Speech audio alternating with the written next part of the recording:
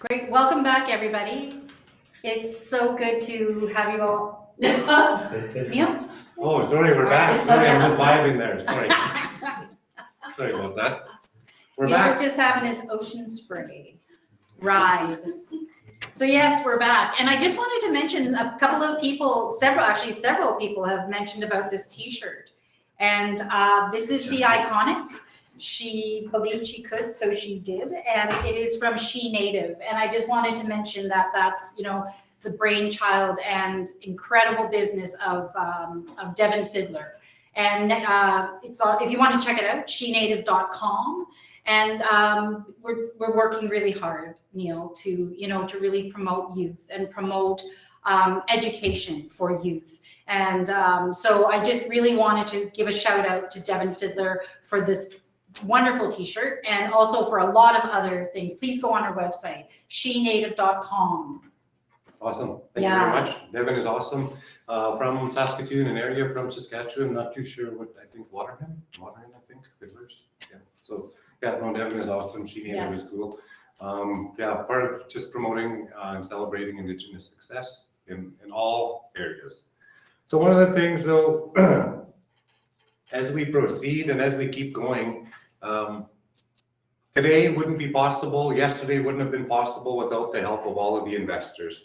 And I know we're trying to celebrate all the stories, and we're going to keep doing that. But again, we can't give enough credit to those that have actually donated in a different way, in ways that they're able to. So again, I want to give a huge shout out to our premier investor, as always, Nutrien. I want to give another big prop to our family investor, the Saskatoon Community Foundation. Always appreciate your support. I've seen Don. I hope Curtis and everybody else has all had a chance to tune in as well. And our partner investor this year, the University of Saskatchewan too. So hopefully you all get in touch. And all of our partner organizations. One that I forgot to again mention yesterday, I'm just eating crow and bird, and it's coming up to Thanksgiving, so birds are in, I guess. But at the end of the day yesterday, I did not mention another partner, Saskatchewan Health Authority, and shame on me, that was where I was working when this whole thing started. So props go out to Population Public Health over there. We know you have lots of folks watching. Thank you for the emails. I had some former colleagues reach out to me and say they were enjoying it very much. And thank you for all you do, everybody in the health system, for keeping our community nice and safe during these times as well too. We appreciate that. And thanks for tuning in as well too.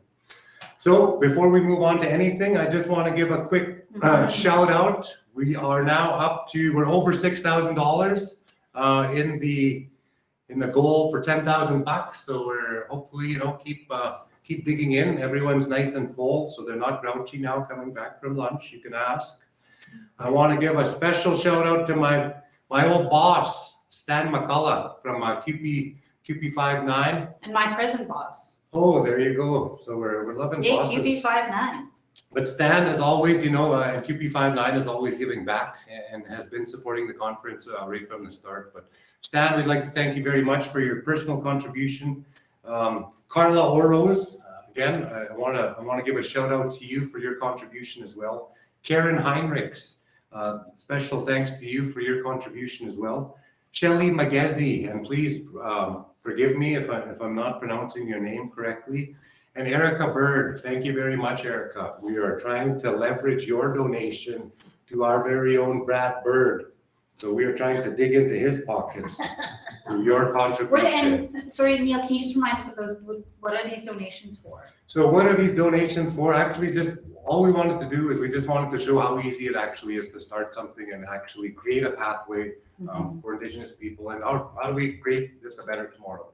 Sometimes, we're going to give back with our time. Today, in this particular challenge, we asked to give back with a couple of dollars for those that have those means to give back. And I think it's a very fitting message, I think, coming off of Marilyn's presentation and going into this afternoon's presentation with the Survivor Circle.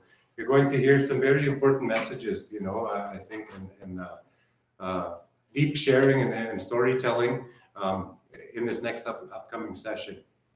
Before we get there, though, we still have to reach that goal. So please, if you do want to contribute, email the, Put your email address in our chat, please. yes. And your name and your email address, that's great. And it doesn't have to be like $100,000. We're just looking for any amount, right? If Any someone amount. really has $100,000 Well, if you bucks, have if you really have that would be $100,000 bucks, wonderful. Yes. I'm gonna stop this whole thing.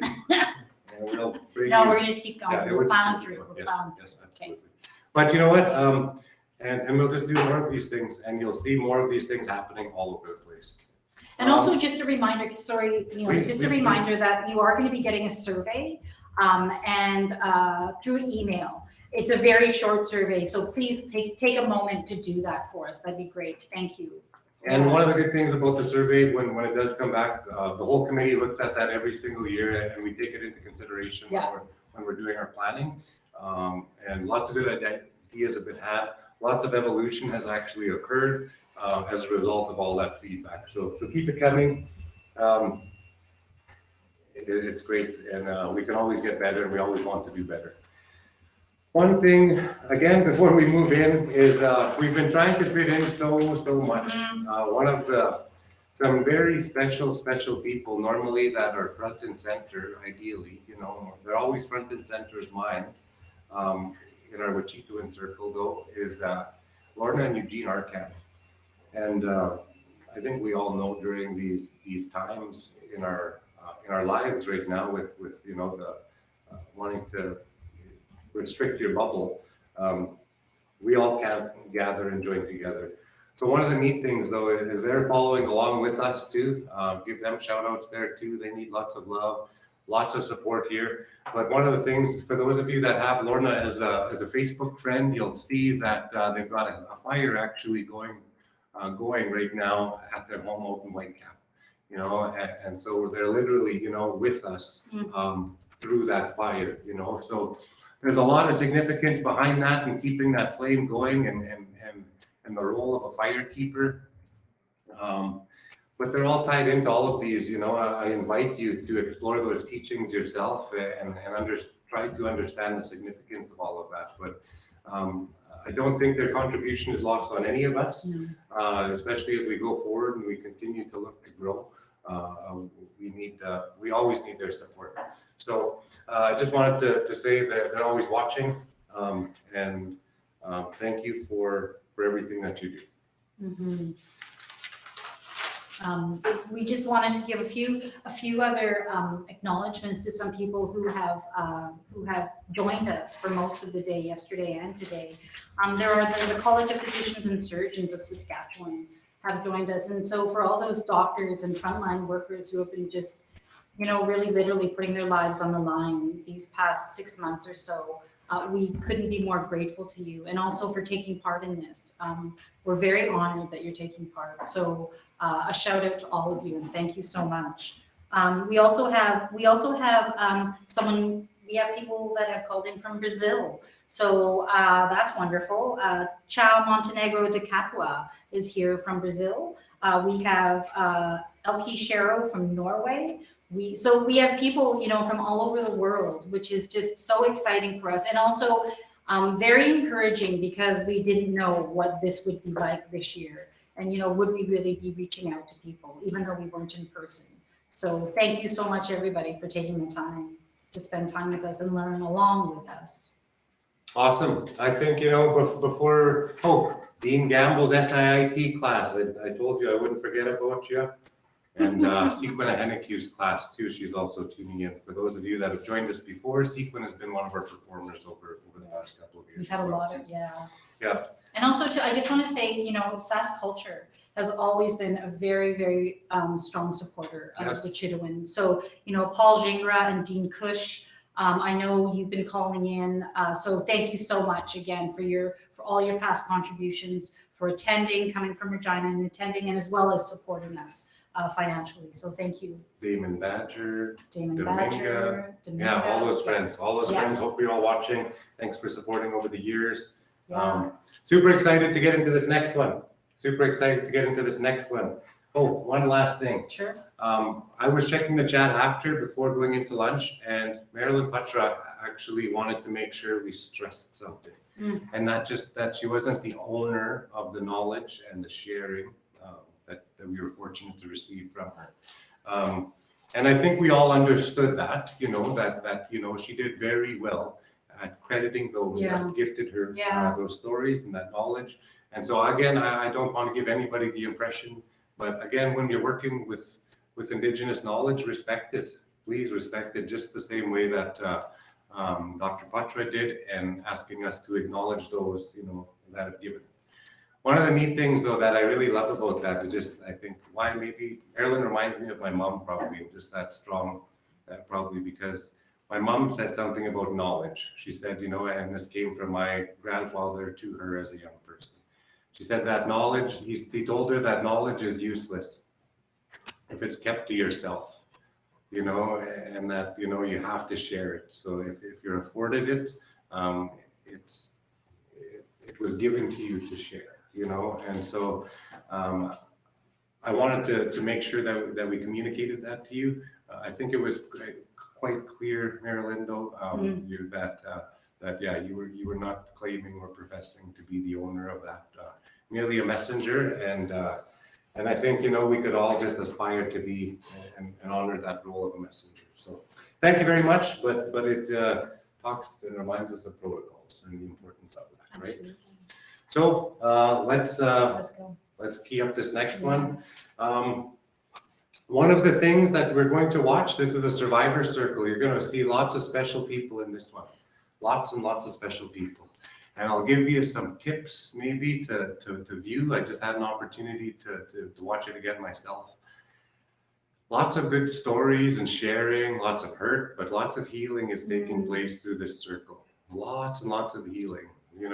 Even though sometimes it might be hard, just watch and pay attention to the very, very end of this video. Not just because our investors' logos are going to be shined up on there. We always need their support. But I need you to listen, at the very end, especially after everything you've heard. And it's not one of those clickbait things to say, oh, I like 13:57 of this video, so you have to watch 13 minutes of the darn thing. Like when you find your internet clicks. This is a really good video. You're going to watch it to the end. You need to sort of just sit down and get really comfortable and get some Kleenex. You might need Kleenex, and we do have a trigger warning at the beginning of this. Absolutely. And a number there for you to call if it is a trigger for you. I think it's something that definitely brings together the whole conference and the reason why we do come together. This is the reason why we come together. And the reason why we'll keep doing it. Yeah. So I don't want to say anything else. You're going to watch the video. Please watch the video, and please honor and cherish the stories as much as we do.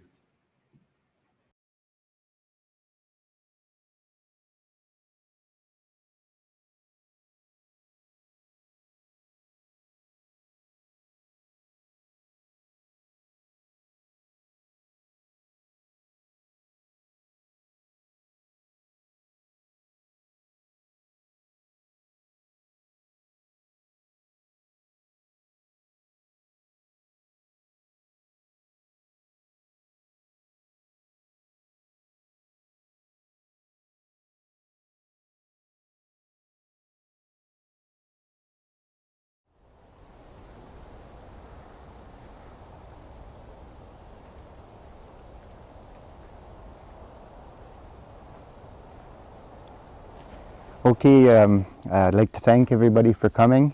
Good afternoon, my name is Gilles Dorval. I'm the former Director of Indigenous Relations with the City of Saskatoon, and was one of the founders when we started the Wîcihitowin Conference and working with our elders, the Indian Residential School survivors, getting guidance on how we should move forward.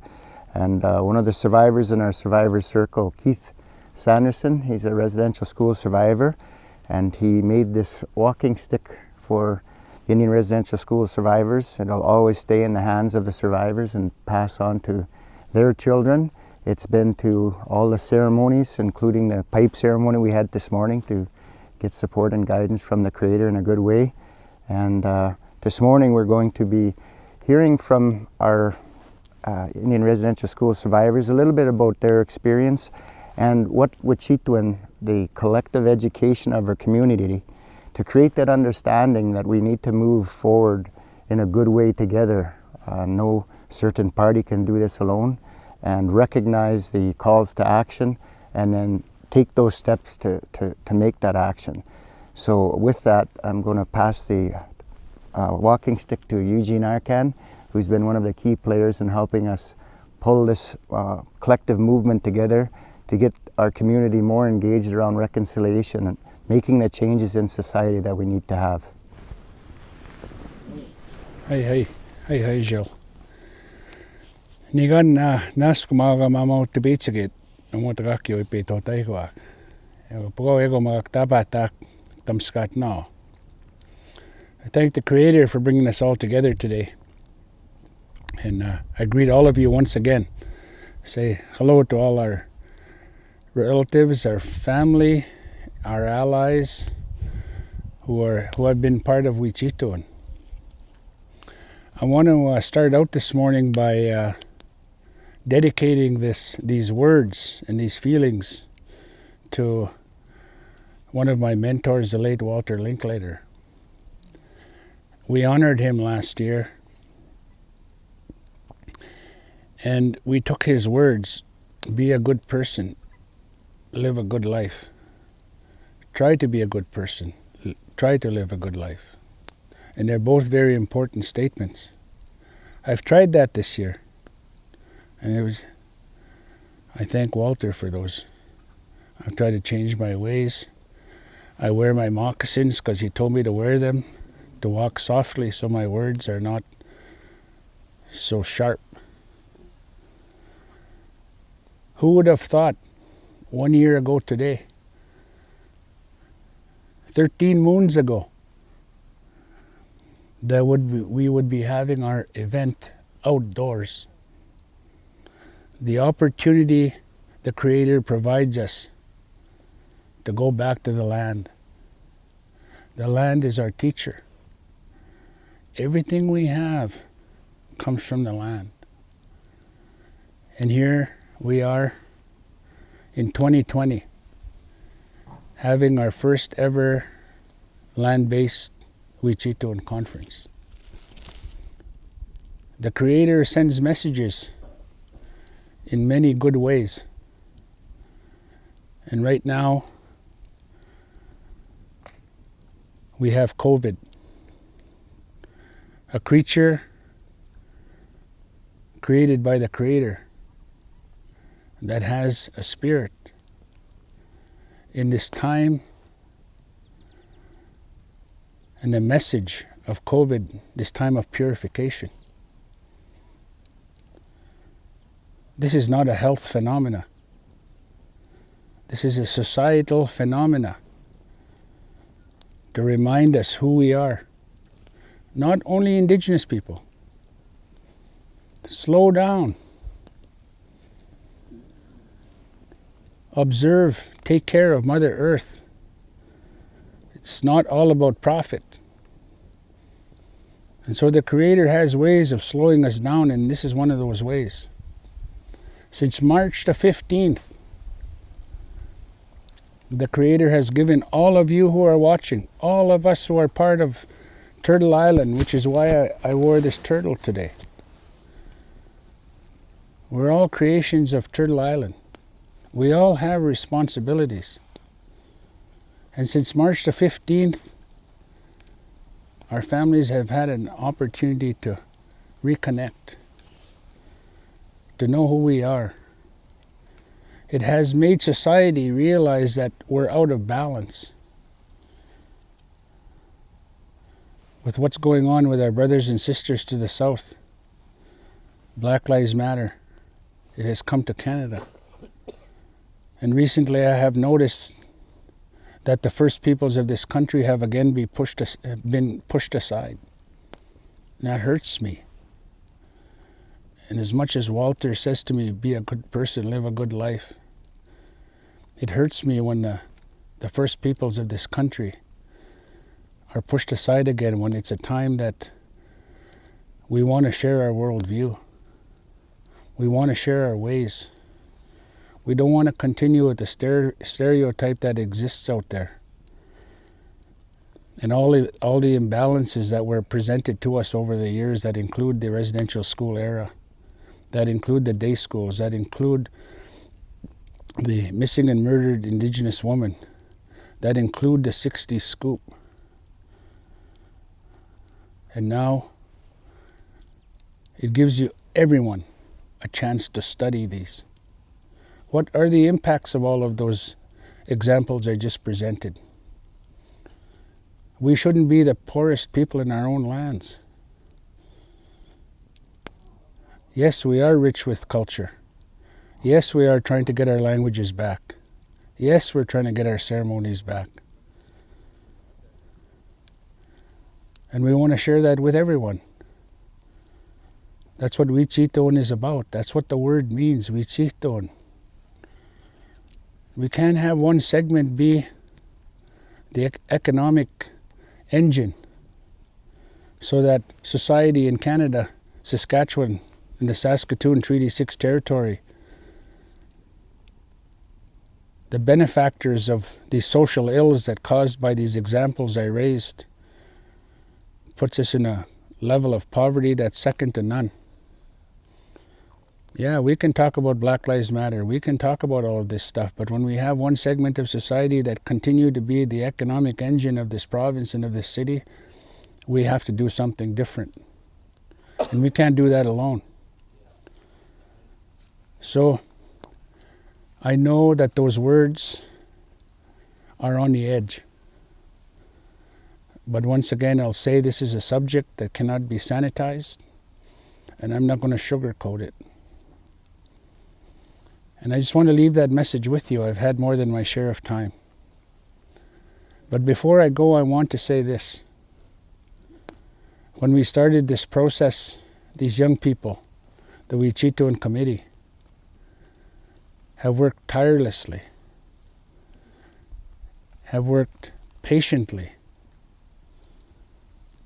They were just children when they started this. They didn't realize 5-6 years ago they were just children. And today they're young adults showcasing their skill in doing what they're doing, taking care of their children. Some have walked away.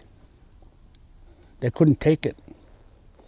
Sometimes my words were a little too sharp, and it cut some people. I never meant to hurt anyone, but I also, in a position as a grandparent, as a great grandparent, with chapans now, that I'm not going to soften the blows to make you feel better. Because sometimes those sharp words make you learn more, and more important, behave in a different way. So I applaud those young committee members who are still a part of this. I also applaud those investors that have stuck with us. Nutrien, Saskatoon Community Foundation, our partners. You all know who you are. We couldn't do what we have done without you. This is a legacy that we have promised to keep for another few years to come. I'll close off by wishing you all safe travels to your home fires. Thank you for supporting Wîcihitowin, and thank you for being a part of this experience. And I'll close like I usually do. When you get home today, hug your wife, hug your partner, hug your sister, hug your brother, hug your mushroom, hug your kokum. Tell them you love them. You have no idea what it's like to go through life never having been told that you're loved and what each hug means.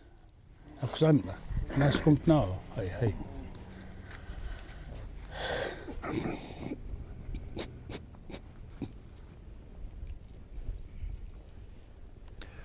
Danse, how are you, everybody?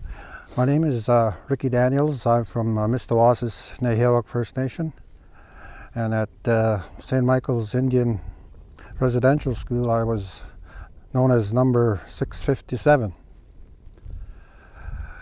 those times at residential schools are the memories, trauma, all that stuff that we went through is we talked about it earlier with Ellen, when they're never going to leave us. They're always going to be there. And it's, I'm glad to hear that with the Truth and Reconciliation Commission that they have put that residential school system into the curriculums. And having worked in the education system, it's just happy to see that, because all too long they've ignored us. They've never let us tell our story. But now it's being done slowly, mind you, but it's getting there, and I'm just happy to see that it's in the curriculum, and we see a lot more Indigenous students coming into their post-secondary programs, and also more Indigenous students in all the schools. That's something that we've always wanted, and it's growing. And for me, that part of education, that's what I've always dreamed of. But also education-wise, I think it's up to us as parents and grandparents, in some cases great-grandparents, that legacy, that residential school era be kept alive by sharing our stories with our children, our grandchildren, and whoever wants to listen. And it's thanks to people like Wîcihitowin who support us in that endeavor. And I thank them very much for what they do with and for the residential school survivors. And with that, I just want to say, now, I thank you.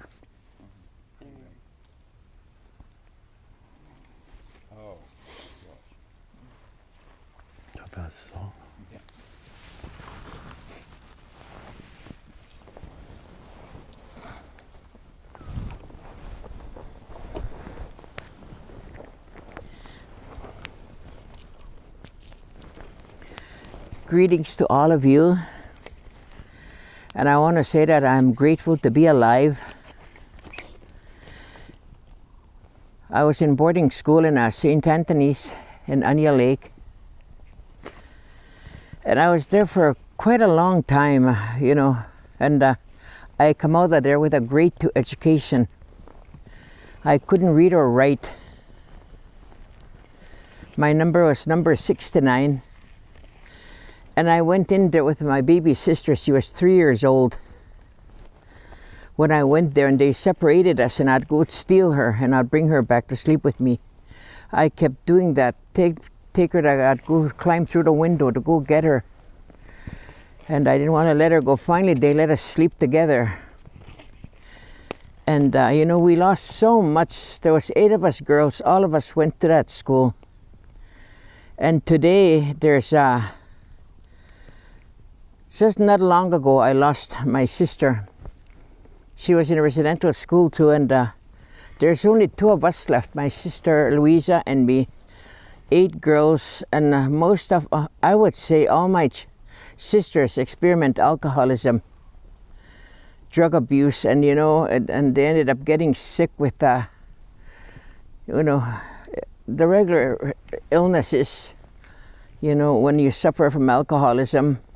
Like, it's a sad story, and they left all their children, and they had big children, grown-up children, great-grandchildren, and one of my nephew ended up in the penitentiary for taking a life.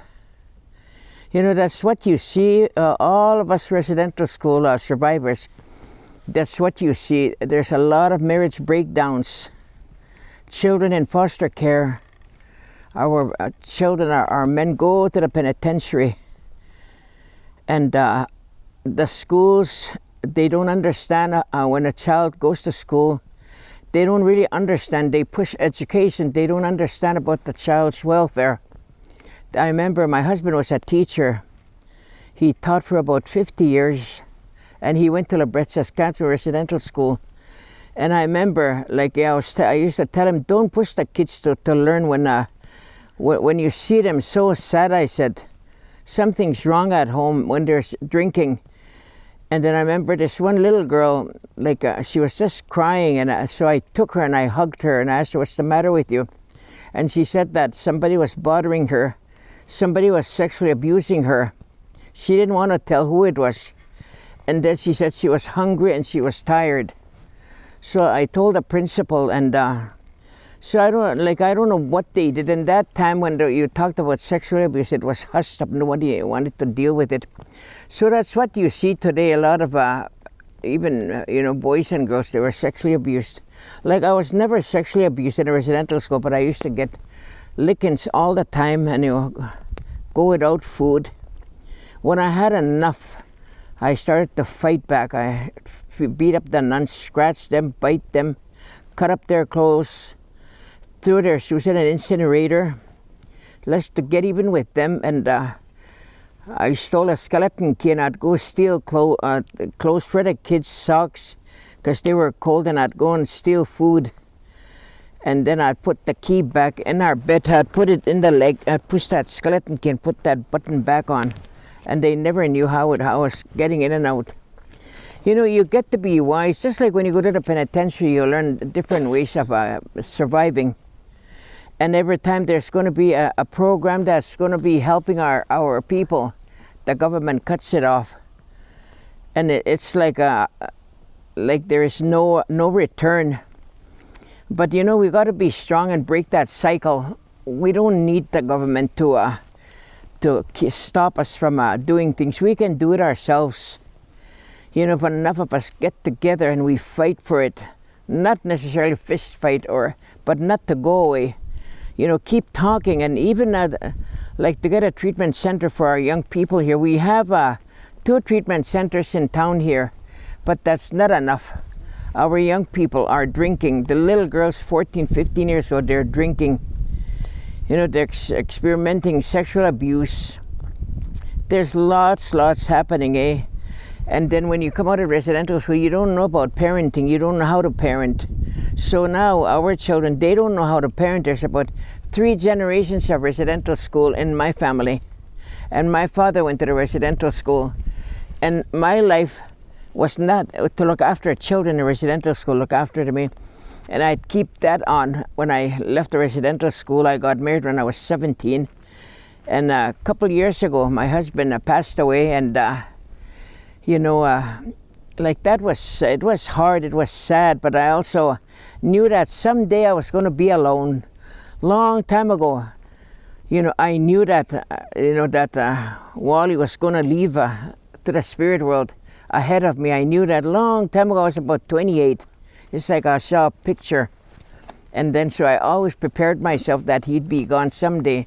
So when you accept things fast, like death is a ceremony, and it's a beautiful ceremony. It's a beautiful, beautiful ceremony. You honor that person's life. It's good to cry. You miss somebody, but at the same time too, you can only cry for so long because your grandchildren, your children are missing you. And that's what you're going to teach them, to hang on to grief. And you can only hang on to grief for so long, but we have to move on. So that's what I wanted to share. But I want the young people, to get help, maybe have a treatment center for them, because the 2 treatment centers is not enough. The young ones are drinking. They're even 9 years old. They're starting to. And those are the offsprings of a residential school. So we need help, eh? But I want to say I am grateful. I'm thankful for where I am at. And one time I was having a good word with a social worker, and she said, "Maria, you're not going to get any friends like this." She told me. I told him, "That's all right." I said, "I got lots of friends." I said, "I don't need any more."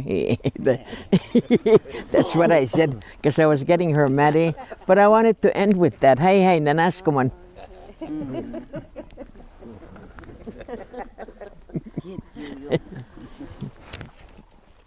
He's thankful this morning. He's sitting around this beautiful place with his land, his Mother Earth, his fire sitting around. He's feel good to sit around fireplace. His life, that one. They say that it heals us, and it's good for our minds and our hearts to sit around this nice fall weather. Leaves are turning, sun is out, and we're all seeing each other. Sometimes before now we see each other again, we're glad. Just like we were stuck for a while, now we're out again. It feels good. But we always say is for us not to be that to come out that sickness for us. We're poor enough. We don't need that sickness is coming our reservations and our peoples that live in the towns. We don't want that. We pray like that. Don't let it come here. We ask that of our Lord and our God is to bless us that way. For the ones that are not here and the ones maybe someday is listening to this gathering here, that we're thinking of them yet out there, and when we see each other we have a hug and we ask each other, where did you go to after we left that school? Who did you get married to? How many kids you have? You a kokom, a chapan, and like that. We're so glad we're family when we see each other. For the ones who's not come here is maybe if you hear this a little bit, wherever you are, you might get a touch of this video. Something is we're thinking of you yet. When we see you, we be glad. And we keep on this sponsorship from all these ones around you. Keep on doing your work for us, that you get us together and we keep on in this circle, strong and free. Strong and free, just like we have our right now to have that space to pray wherever and whenever, like that. Hi. Short, sweet. It's not much English to me. I didn't get education because it's not. I wanted to get married and have kids, and I had lots of kids, and now it's kokom chapan. Not much English. Didn't have a right read, spell, add like that. Me, nothing. Good. Hi.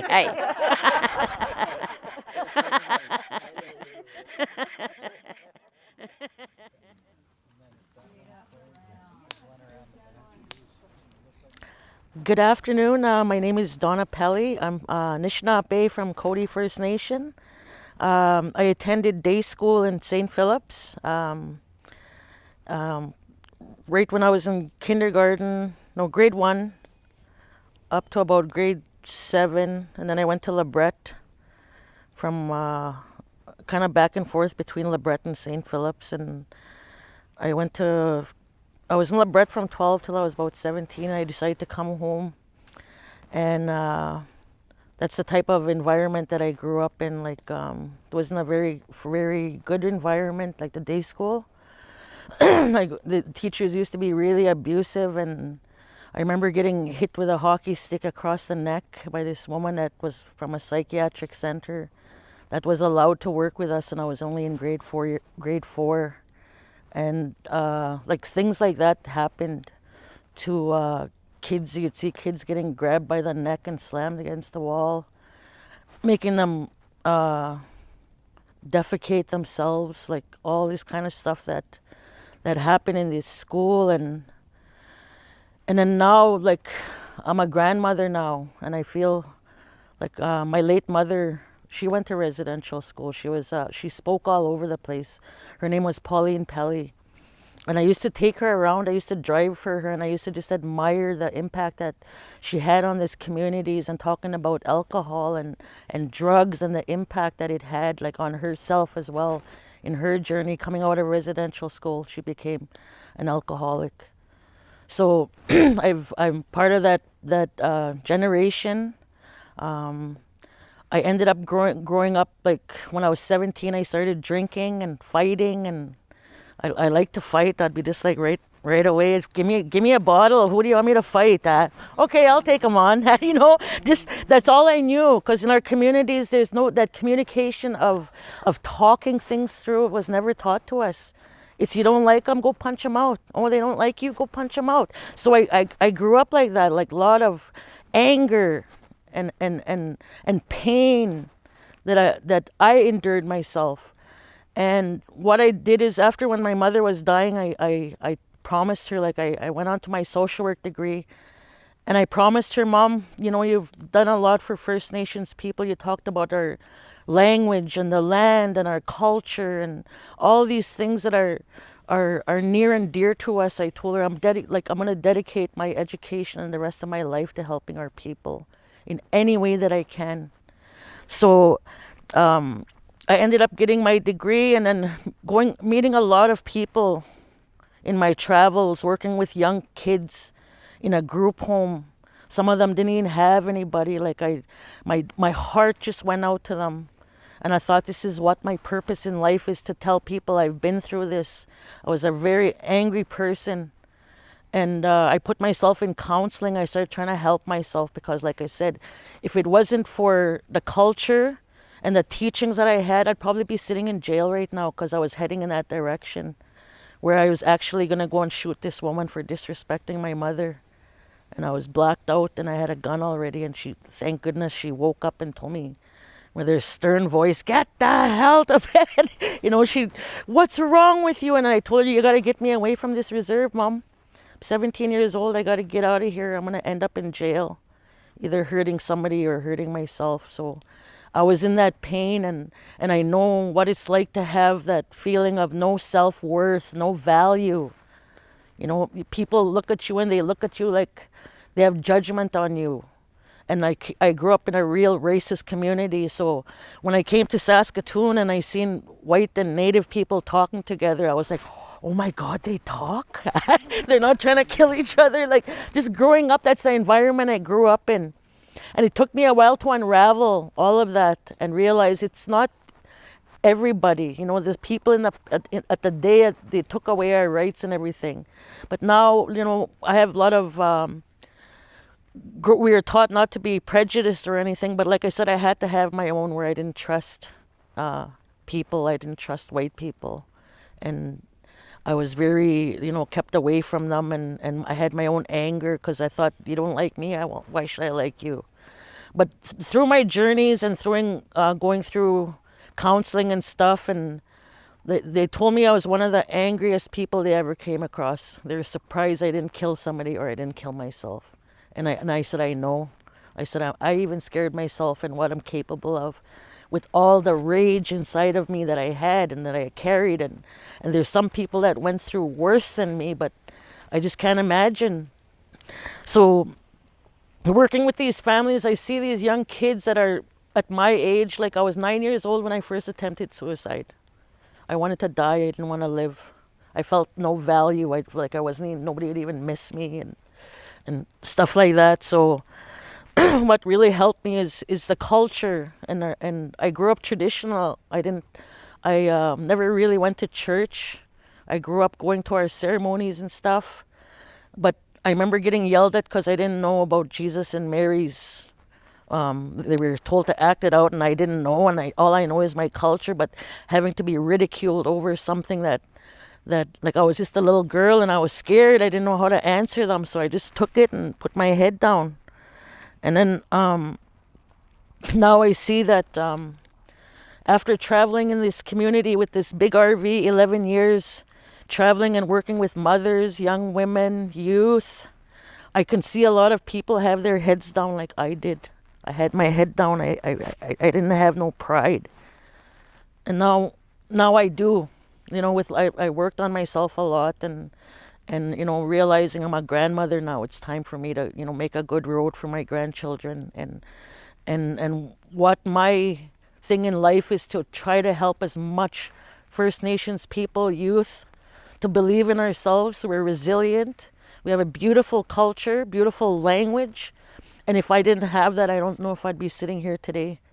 And that's what is going to help a lot of our people, is going back to the land, to our languages, our ceremonies. And there's a lot of strength. Like, prayer is incredible.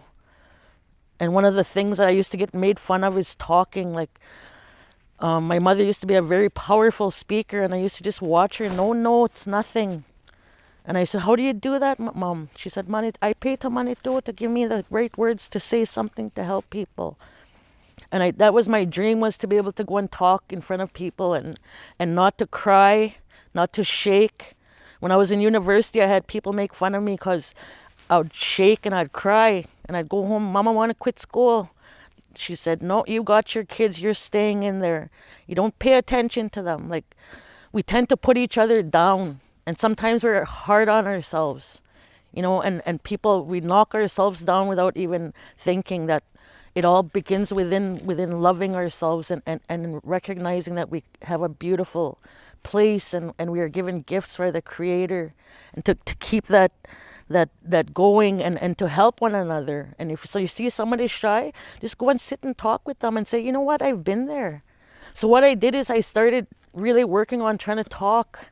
And in meetings too, I used to just shake. But I wasn't going to give up. You know, when they say you have something, your fear, face it. So I faced it. And then SIT said, you guys are going to do workshops now. And I just about quit because I just about fell off my chair. I was so scared. But that was my own panic, my own insecurities. And then I prayed, give me the courage and the strength, Manito, to help these people get through their program. Let me help them. Let me encourage them. And it just fell into place. And that's how I believe, that we need to help each other, and we need to recognize we're coming from a lot of trauma and a lot of pain. And my life is going to continue on to help anybody. Like, even if I see somebody drunk and they're walking, I know they went through something. Like, I went and talked to the churches one time. There was 30 people, and I told these young kids, what I ask from you is when you see 20th, when you see people drunk, when you see them walking, falling, lying down, those people were in residential school. They were never taught love. They were never felt that they had worth. And it's us responsible to go and help them, not to judge them. Because, you know, my mother at one time was a wicked alcoholic, but through the cultural and going back to her ways, that's how she quit. And that's what I want to do. And my mission is to keep on talking with people. Don't judge, love each other, and give that helping hand. Because we have you see meth, I see people on meth every day, and it just breaks my heart. And I have family members that are suffering. They're dealing with that issue, and it's all hurt, it's all pain. This is all the things that happened from before. It's still going to take us more generations to heal. But being part of something like this with all of you people is really dear to me. It means so much to me. I was so proud when Trina called me. I was like, thank you. I like speaking now. Where can I speak? No, I'm just kidding. But I used to be real scared. But I tell people, and then some of them, they're like, I want to be a talker. You know, and I'm like, you know what? I used to sit like that. I used to. But prayer and believing myself and loving myself and knowing I'm valued, knowing I have something important to share. You're just as important as me. Even though if you have grade 2 and I have a degree or whatever, that doesn't make a difference. We're equal. I don't feel like I'm any better than you or anything. In fact, I'll probably learn a lot from you. And life is a learning process, right? And I just want to thank you from all the bottom of my heart. Like, you don't even know how much it means to me to be here. Thank you so much for inviting me. And I pray for each and every one of you guys to, you know, this COVID that's happening. Like I said, Manito will look after us. Thank you very much for inviting me. I'm truly, truly honored. Miigwech.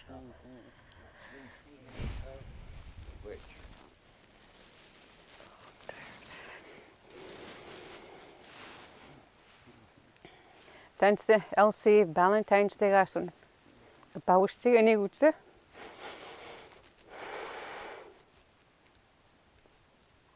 And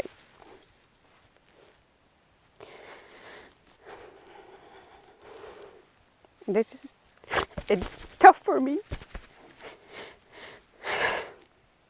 because I don't usually speak.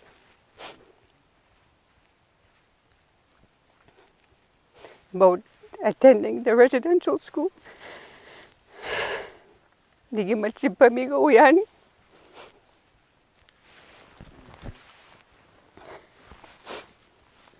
And it took me a long time. Wîcihitowin. Nagagaminig yan. Nawagi po at swan. Kagis tutaro yan uti.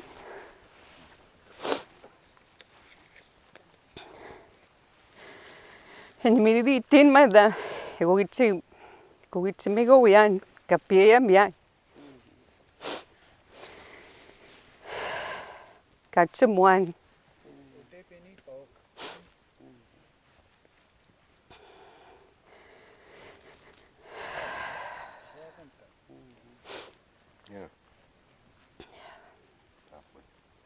You what?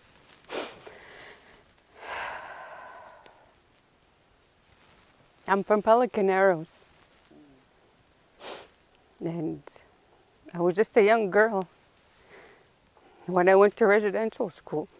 It was the hardest thing to walk into that bus, not realizing I won't see my parents until I go home in June. And I don't know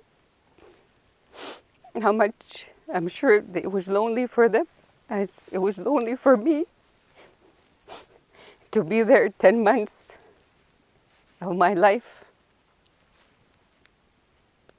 and look forward to the day to go home 2 months to stay with them.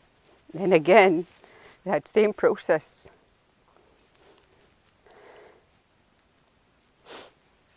But they knew what they were doing, but that time for me it was very hard.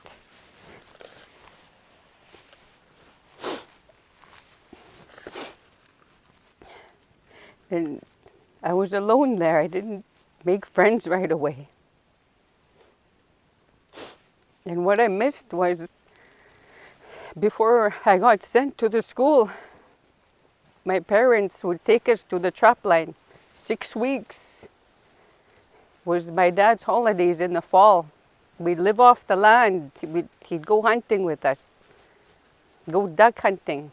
My mom would pick medicine and she'd help us, teach us. And that's what I lost when I got sent to the school.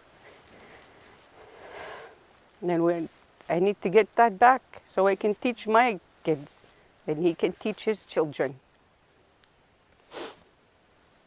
Is to live off Mother Earth, but she's hurting. We need to give back.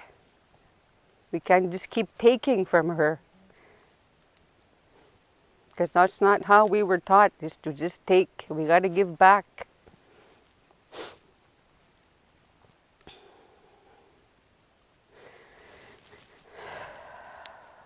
So I'm happy that I was asked to speak, because I don't usually do. And not all of my family members went to the school. And I don't know why, just some of us went.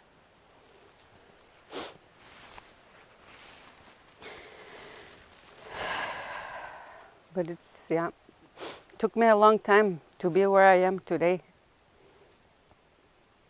Because alcohol plagued my life and drugs.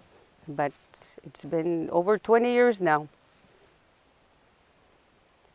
that I stopped hurting my body, hurting my spirit from alcohol and drugs. And I'm still healing what I went through. And Wîcihitowin will help with that too. Tinige. Screen. My name is AJ Alan Joe, but because I was born half an hour before Christmas, they changed AJ to almost Jesus. Now you know. I have a lot of experience. My fellow survivors here pretty well tell my story. Pretty well. And I have been a family man, a grandpa now, and a great-grandpa. And the wife and I think we dumped each other about 15,000 times, but we're still there 53 years later. It wasn't a happy life because we didn't know anything about it.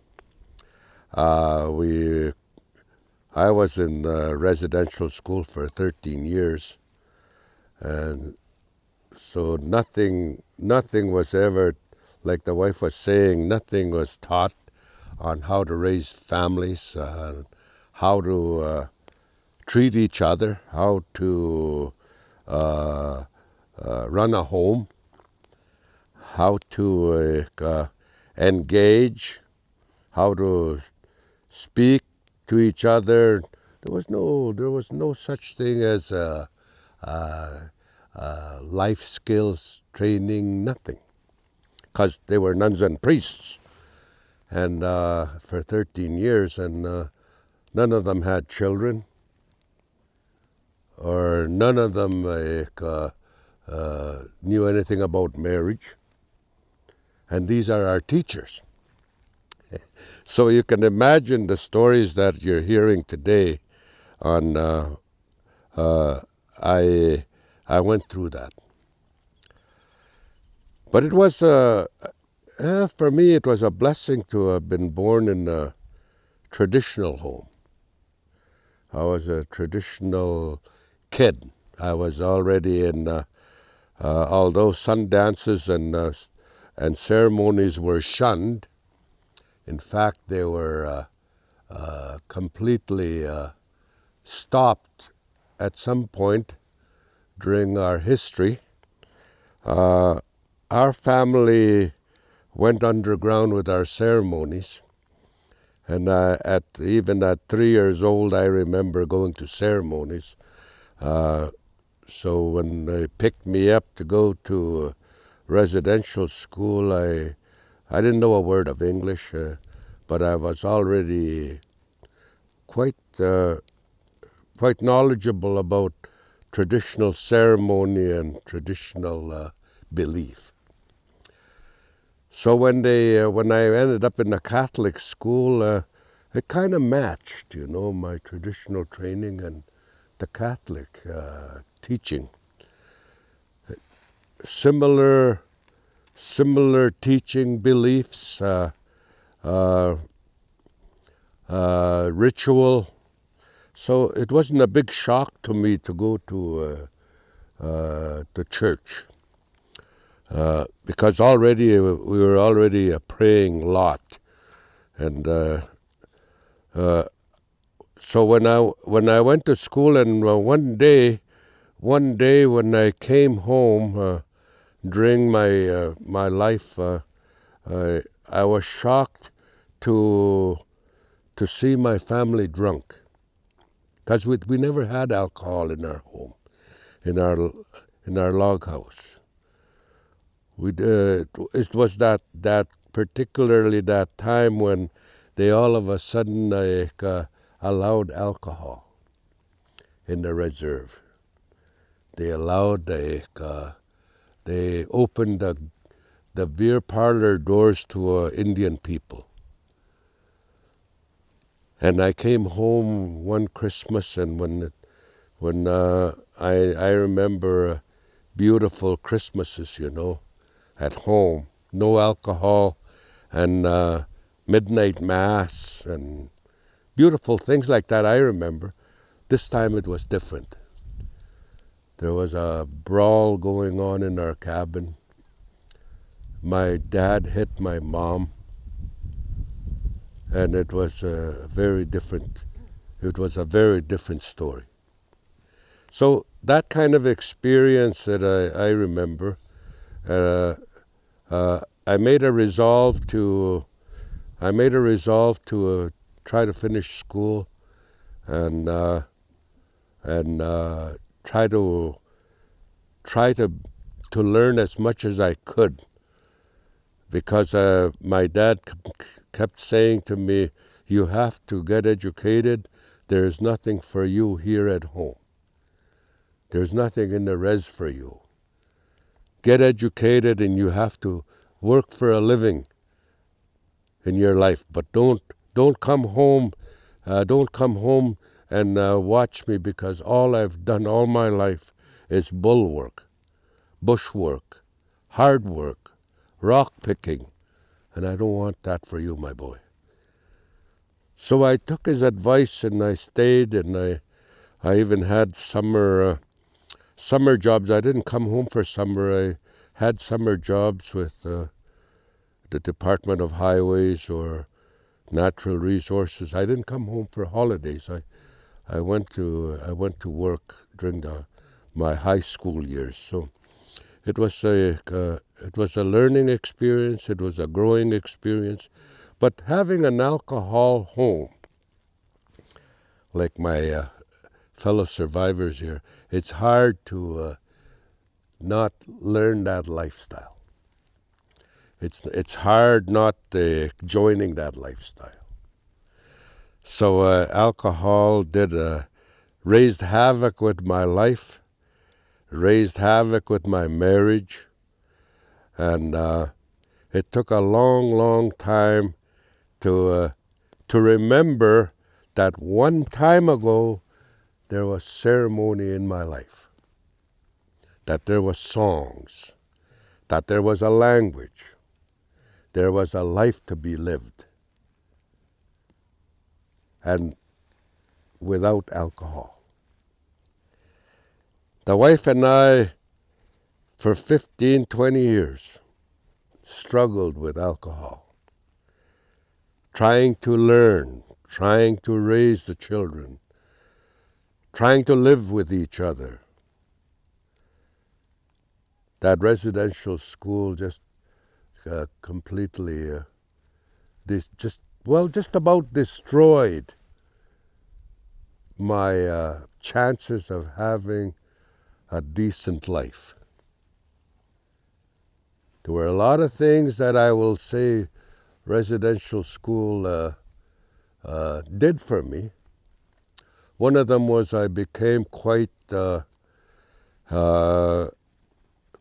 orator, a speaker, having known not even a word of English when I went to school.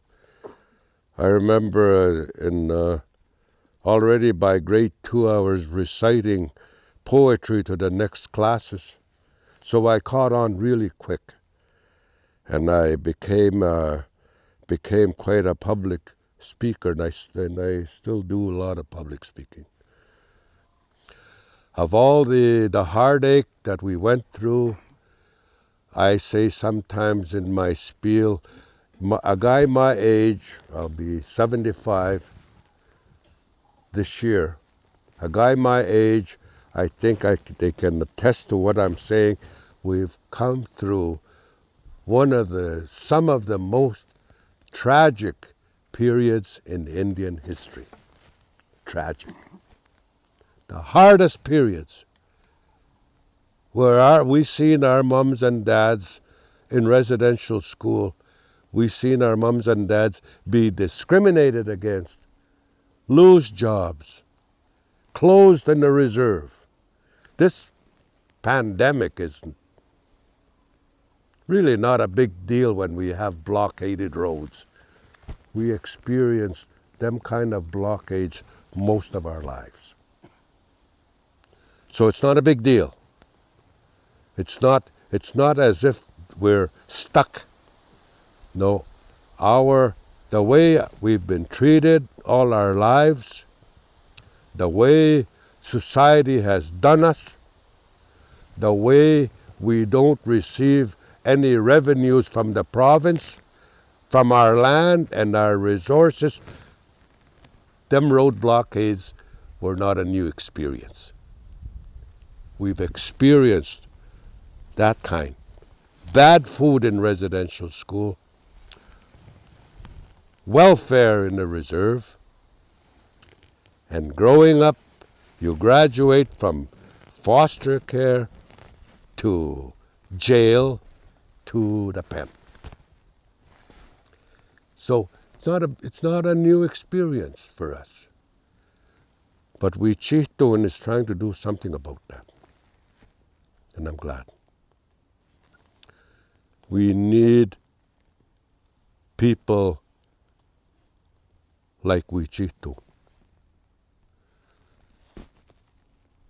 Please include us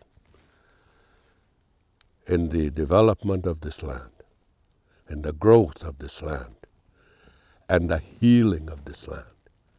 Include us in what Wîcihitowin is trying to do. Wîcihitowin has got a good idea.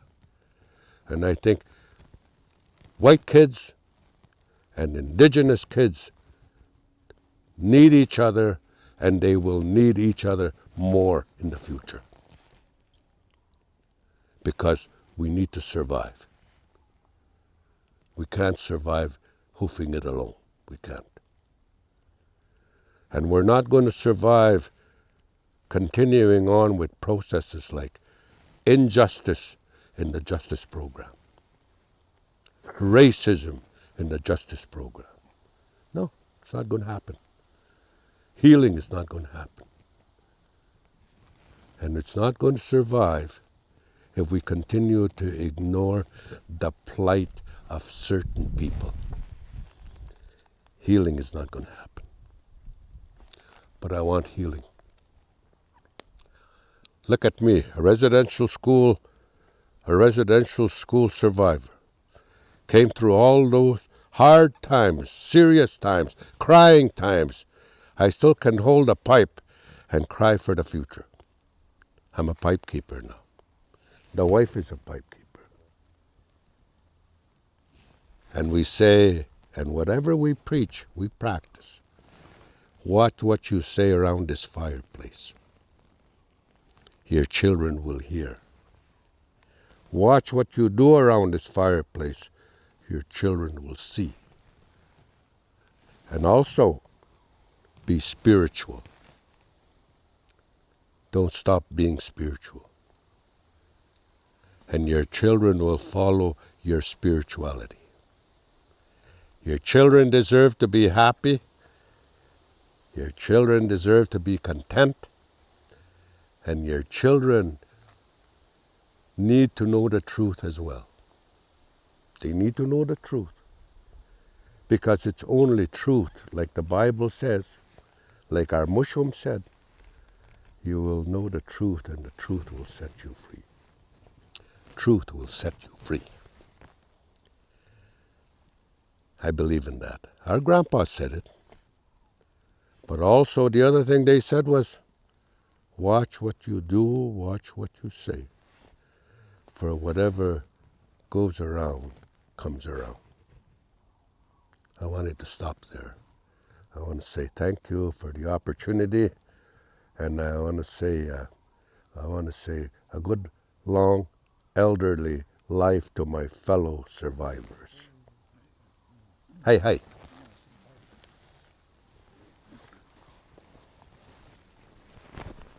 Thank you. Thank you. I'd like to thank our audience for taking part today and listening to the stories of our survivors. And we're losing survivors all the time. Each day we get a day older and people move on to the spirit world. We started with 93 approximately 1,000 survivors, and we're between 35 and 40,000 survivors left. So it's important that we are able to capture your stories. And again, thank you for sharing. The common threads that I picked up in listening to our survivor stories are hurt people. And we need to encourage healing was the other common thread that was woven through each one of your stories. And it's important that collectively we heal together. This isn't an individual crisis, it's a societal crisis. You add COVID, global pandemic on top of that, and it's really important that Wîcihitowin, we work together to work through to resolve some of these issues. As was stated again, through the survivors' stories and their teachings, is that we can't make these changes alone. Everybody needs to work together, and everybody has the role to play. We wouldn't be able to have this type of gathering, these healing ceremonies, without the support of the community partners, our corporate community partners, Nutrien, Saskatoon Community Foundation, and all the other non-profit organizations that have pulled together to make this effort in Wîcihitowin collective action. We want to start putting action to some of the truth and reconciliation calls to action. So we do see the data change for the number of incarcerated Indigenous people, and the high school rates increase. So it is a collective effort that needs to be made, and it's important that we have the stories from the survivors and they're captured so that we can get that understanding in the rest of the community on why it's important to honor treaty. When we fulfill the calls to action, we are actually fulfilling outstanding treaty obligations.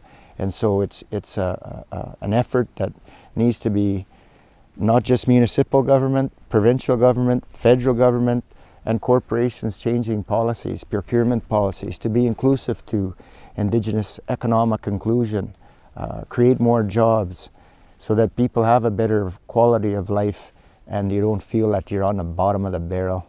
So with that, I'd like to turn it over to the Linklaters to close with a song.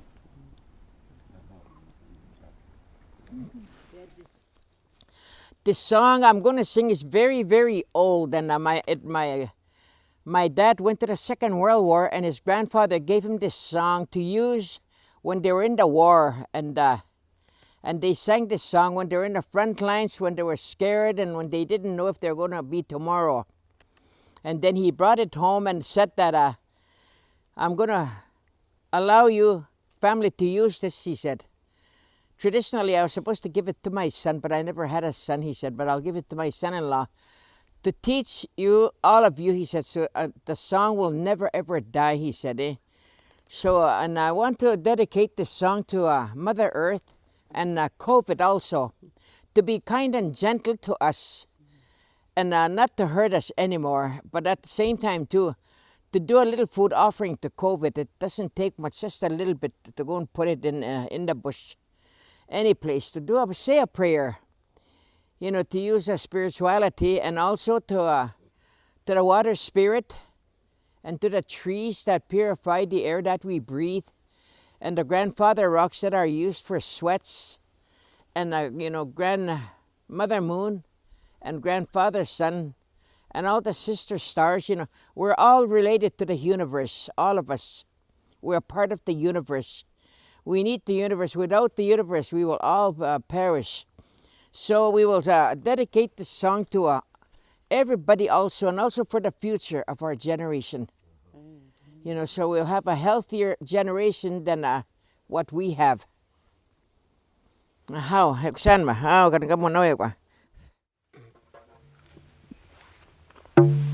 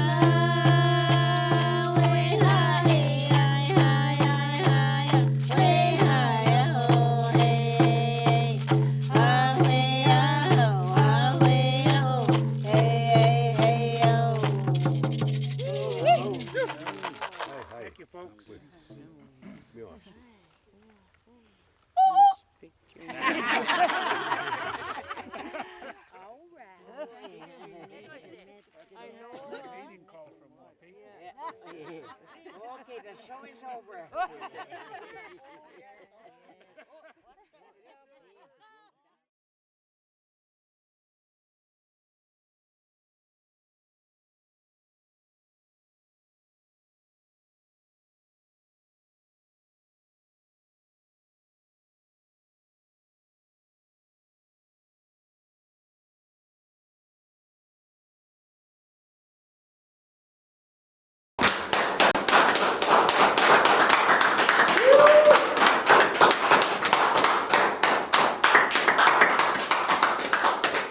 Amazing.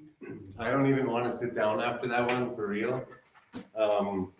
April and I were deciding, do we even come back after this one and say anything? I think there's not too much I think we could say to capture anything or to bring anything new that wasn't already said or captured there.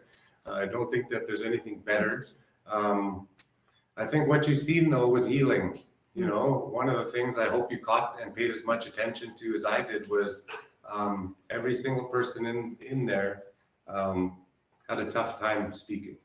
But what happened at the end is they all laughed, you know, and not at each other or the things that were shared, that they just know that's how you support each other and that's how you heal.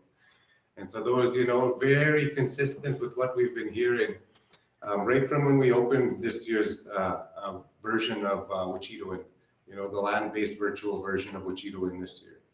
And Egon told us right from the start, you know, when he was telling us about Indigenous stories, they've all got this part, you know, that it's really hard to hear, it's really hard to watch. But I think if, you know, if that video was any reflection or any indicator, going back to what Negon said, you know, we know that story ends good. You know, we know we're on our way. We heard the laughter. And so we could be rest assured, you know, that we're on the right track and we're going the right way. I think one of the things for me, when I, at the end, you know, some of the things, and as I reflect on the past couple of days, we go to Chris Scribe's poem. And again, you heard Uncle AJ at the end, you know, so proud, and you know, they're all still Indigenous in that video, you know, despite all of the things that they've gone through. It was real healing there. And I think one of the things for me, we weren't going to talk too much about this, but there was two things. The pipe ceremony that we had that just preceded that actual survivor circle. It's probably one of the more significant and moving pipe ceremonies I've gone to, and it's one of the first ones I've gone to for Wîcihitowin. Again, I mentioned the contribution of Lorna and Eugene, you know, and they've always taken care of our protocol and our blessings and those things. And so this one was a little bit different, you know. I got to participate this year and enjoy all new protocols. There's no passing of the pipe and those things. So it was so moving. But I think, you know, I want to say thank you and acknowledge all of the pipe carriers, you know, Patsy, AJ, Gilbert, and Maria for raising the pipes for all of us so that we could gather here together virtually all around the world, all across Canada, and share with each other. I think learn from each other. So I think this is although this is virtual, I don't think it's like any other, different from any other Wîcihitowin. I think when you get to this part, April, you're exhausted, you're drained, you're excited, but for all the right reasons. I think, you know, Eugene Arcand, you know, he coined this term last year, the Wîcihitowin experience, you know, and I didn't know what the experience was going to be like this year, to be honest, April, but it definitely was.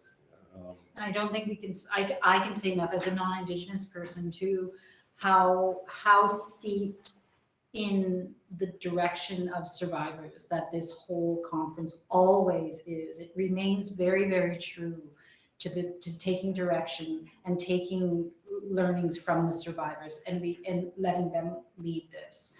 You know, so from the very beginning with the pipe ceremony, and it is also steeped in ceremony.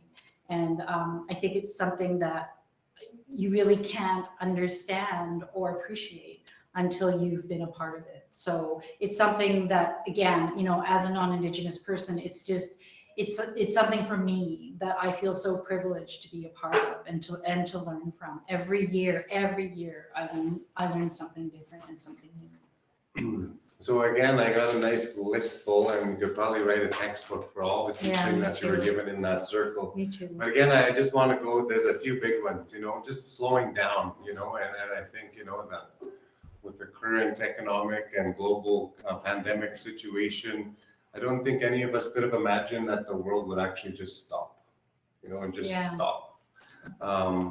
But you know, I think a lot of these teachings and a lot of these stories really told us, well, our lives stopped. The world didn't stop, you know, as far as the natural world and natural law and all of those things are still actually occurring. Just the way we were occupying the space stopped, right? So I think, you know, that's one of the things that teachings I think that we're given is through this fire with this pandemic. It gives us an opportunity to collectively look at, you know, which way do we want to go, you know, as we progress into the future. And you know, as Elsie Ballantyne said, right? That like, and you know, now that we have stopped, that, you know, acknowledge that Mother Earth is hurting, that we've taken so much, and this is a time we can give back in whatever way we can. Yeah, it's beautiful, and I think, you know, it's even some of the other teachings that we've heard throughout treaty relationship, you know, and as we progress forward doesn't mean we stop, you know, advancing. It means we do things together, we innovate together, and we missed out on a lot of those opportunities. That's kind of what the story has been, the Canadian story has been, you know, ever since the country called itself Canada. So I think that's the neat thing, you know, Canada celebrated its 150th a couple of years ago.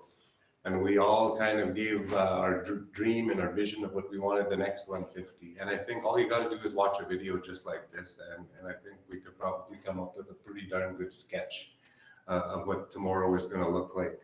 But that doesn't mean it comes for free.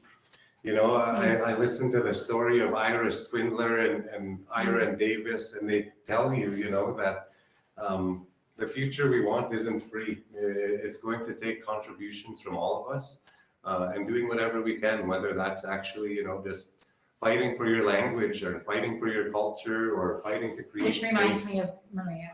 Please. How can you not love that, Maria? When she said, you know, I fought back. I was not as afraid. I bit them, and I stole their socks, and, you know, but for her sister and for the other kids, right? Like, she did so much. Like, I can't imagine. That just so resonated with me about being that young and fighting for other kids, and how hard that must have been for her.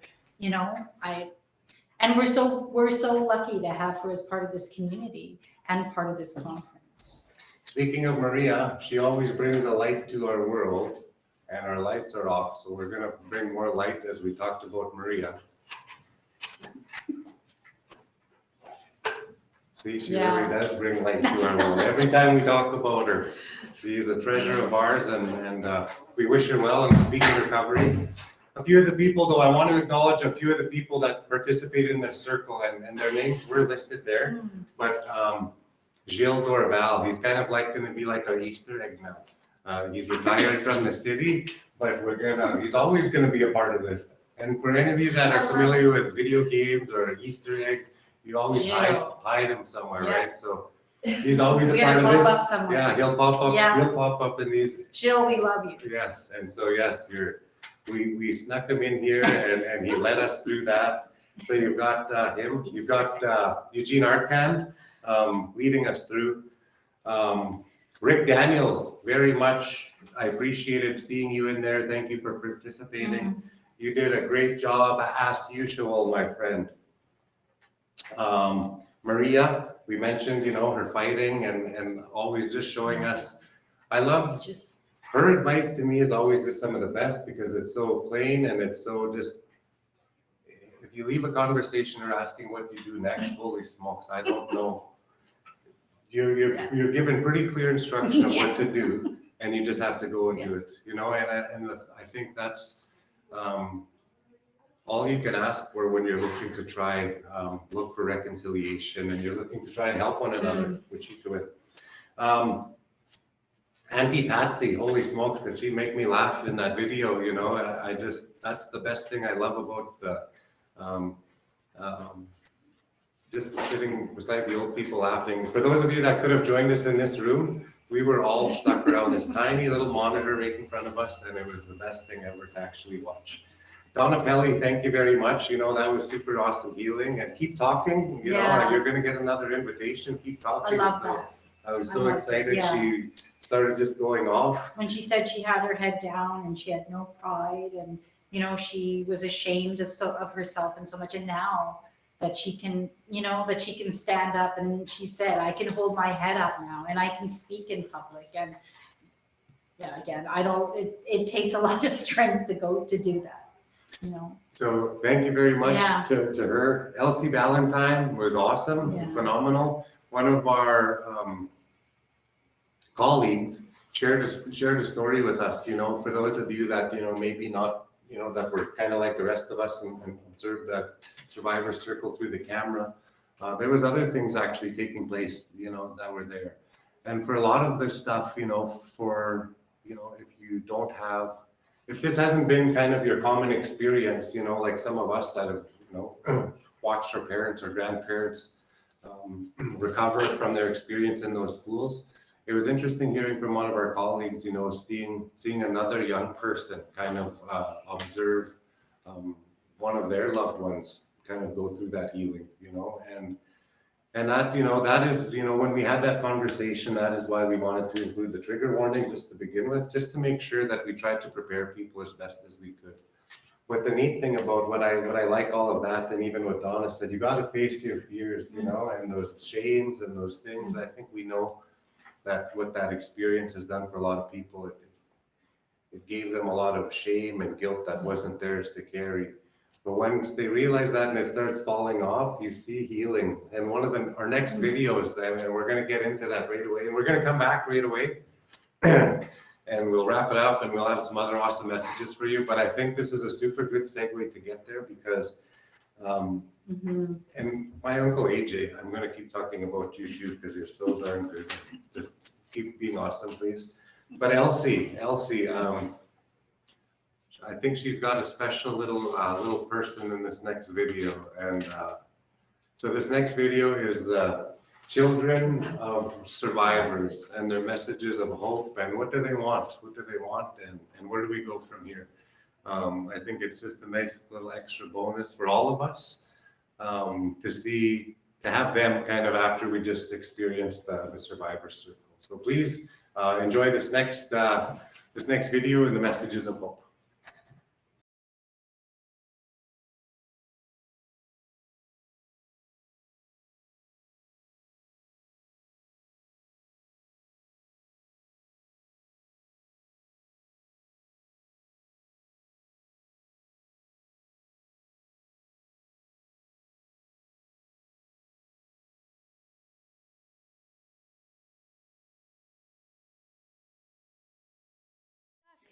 Okay. My hope for the future is for everyone to work together as one, to live in a world where racism and discrimination don't exist. No more bullying or name calling. Hope gives us peace, strength, confidence, and courage. I hope for good health so I can keep playing hockey and other sports. I hope for a world that is filled with love. Thank you. Say, my name is Kalia Thunderchild. My Mushroom Rick Daniels went to St. Michael's Residential School. My Mushroom Harvey Thunderchild went to Thunderchild Day School. It is my hope that our mushrooms and kookums heal, and I am thankful because I can grow up to be a proud Indigenous woman. Thank you. My hope for the future is clean water, clean air, and a safe climate. We need these things to help us have healthy lives, so we need to look after Mother Earth because she is suffering today. I also hope for our culture to come back because we need to know who we are as First Nations people. Our identity is one of the things the Indian residential school took from us. Hi. My hope for the future is for Indigenous kids like myself to learn and speak their language to make my Chopon proud. My hope for the future is to persevere through the intergenerational trauma residential school has inflicted among my community and my family. My intentions are to break those cycles as I really hope to attend university, as I really want to make my mom and my community proud. My hope for the future is a world filled with love for all people. There should be no racism or hate. It is not our way as First Nation people.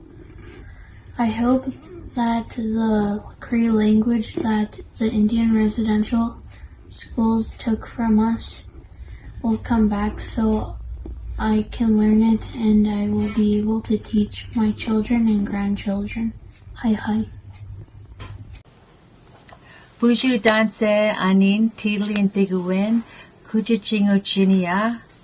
My wish for the future, for the truth and reconciliation, is for to bring our children home. All our babies need to come home to our families, to their communities, and just to learn to get well. I know there's a lot of parents that don't know how to be parents, so if we created programs or if we created something for our parents to get well and to learn how to be parents and to heal and to learn how to be a functional family, that would be wonderful. And also, like, I'm sure there's a lot of functioning parents that would love to be productive human beings in society but have lack skills. So also to create some kind of an education for people like myself, actually, to that want to go back into the education system but don't have the tools, or they don't really know what to do or how to do it.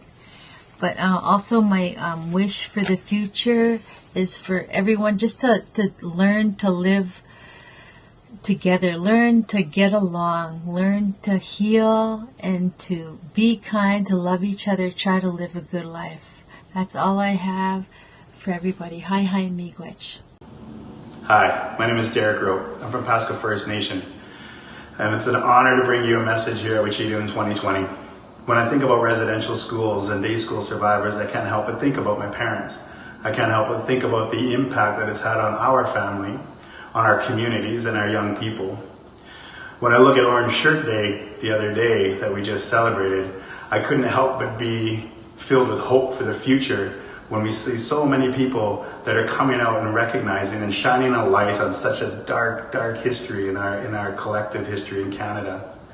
So to me, when I'm thinking about our communities and how we start to build societies that are equitable, societies that are inclusive, it definitely means that we have to recognize and remember where we come from and those histories that we share. So to all of you at Wîcihitowin 2020, I pray for peace, understanding, good health, and help as you continue on your learning journey and advocate for communities that hold a place for everybody.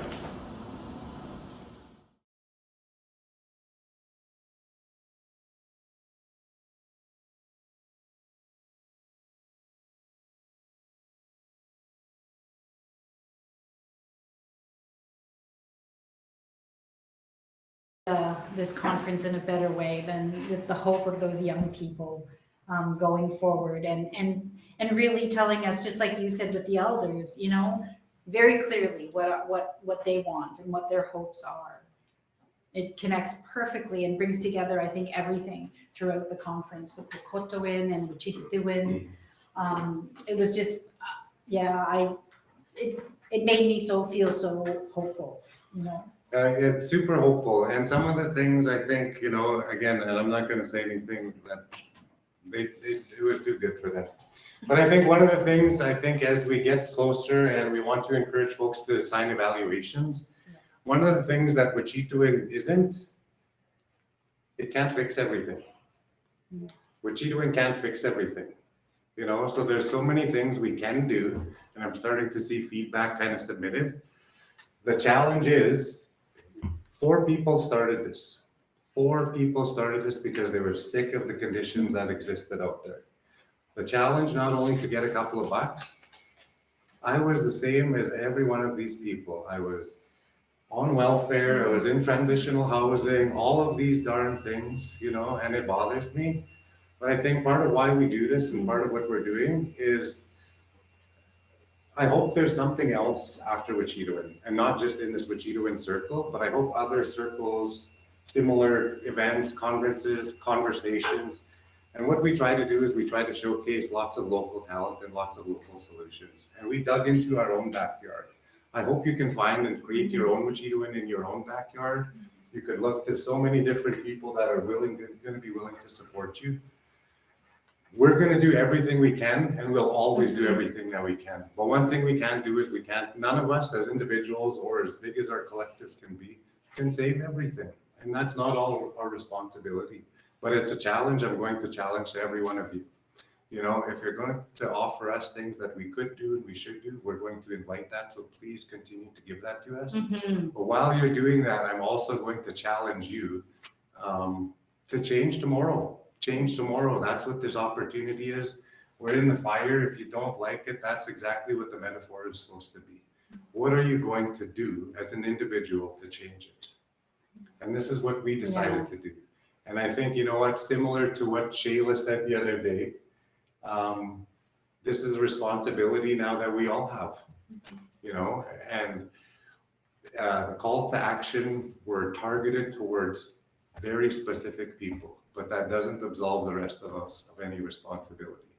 So I think if we're not identified as individuals or our occupation isn't identified, that doesn't mean we're off the hook, you know? So I think there's something for all of us to do. And I was just so happy to have everybody join us. I think we're going to learn lots of different things. I want to thank our investors again, Nutrien, Saskatoon Community Foundation, University of Saskatchewan, everybody who's contributed to Wîcihitowin over the years. It's been so awesome. Saskatoon Public Library, City of Saskatoon, United Way of Saskatoon and area, Saskatchewan Health Authority, Johnson Shriama Graduate School of Public Policy, and Reconciliation Saskatoon. We're going to keep doing the work. We've got our marching orders. I hope all of you do. We're going to be in touch with everybody that wants to contribute. Let's keep investing into our community. You know, let's keep putting it back there.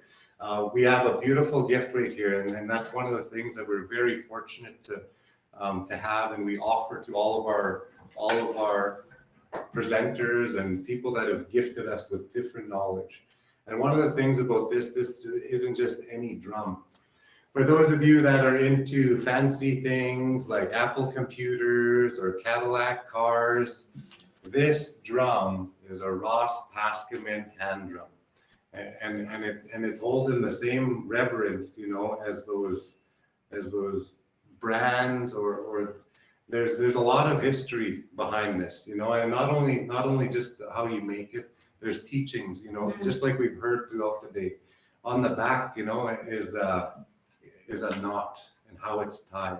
And Ross was fortunate. We were able to learn a lot about that. And you could spend a lifetime learning about something like this. And even there's lots of significance and teachings around the drum. I've asked April to hold the drum today, to do it for us, just because she's got a relationship herself to drums. And I've just not been afforded those teachings and those understandings yet. I'm sure one day my day will come, but so that's neat. And so that's an honor, you know, I think that we are bestowing upon those that have honored all of us. So I think, you know, so if you've graced us with your presence, the drum is in the mail. No, I'm just joking. we're not mailing them. I don't. And also, if anyone is interested in those workshops, this is what Ross Paskaman does as his living, and we're more than happy to connect you with him. There's nobody, I don't think, that knows drum making better than him. And you know, I know there's always these experts in different areas of drums. So yeah, if you're interested, please just connect through Wîcihitowin. website or, just email. When we get to this thing, everyone's so drained, we're just trying to get you out as quick as we can. So we wanted to make sure that we acknowledged everybody that supported us to make today a reality and yesterday a reality. We want to let everybody know to save the date for October 6th and 7th. And we're praying just like everybody else that the world is a safer place once we hit 2021. And that, gathering and growing our bubbles becomes normal again. We hope to see you in person. Yes, looking forward to that day.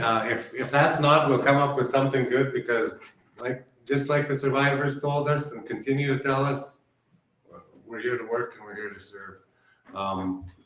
From everybody at the Wîcihitowin team, which I want to name, where is our list? Please hand me our list. Yes. We're not going home without acknowledging all of these people who started it. Our elder, of course, Gilbert Quistep, and Eugene Arcand as our advisor. Lorna Arcand as well as advisor. Tracy Bird, woohoo, shout out to Tracy. Please, everybody, start. I want to see clapping hands in all the chat for all these. Tracy, maybe you can just come back here and show your face here. Tracy Bird. Brad Bird is also here in the room. Melissa Cote from the city of Saskatoon. Tanya Dunn Pierce. Andrea Howe. Neil Quistep. Roy LaValle, also in the room. Erica Schindel, who is watching us very carefully and almost can breathe a sigh of relief, and Heather Droz. We would like to thank all of them, and a very, very, very special thank you to April Sora and Avery Quistep. Avery, yes, Neil's son, who's sitting right across from us and has helped us with all the technical aspects of this, which has been incredibly stressful for us, but less so because he was here. So thank you so much, Avery. Happy Thanksgiving, everybody. Are we ready to sign off? Are we ready? I don't want to. For 2020? I don't want to. And Well, actually, for 2020, I think and we'll see you in 2021. Speaker series.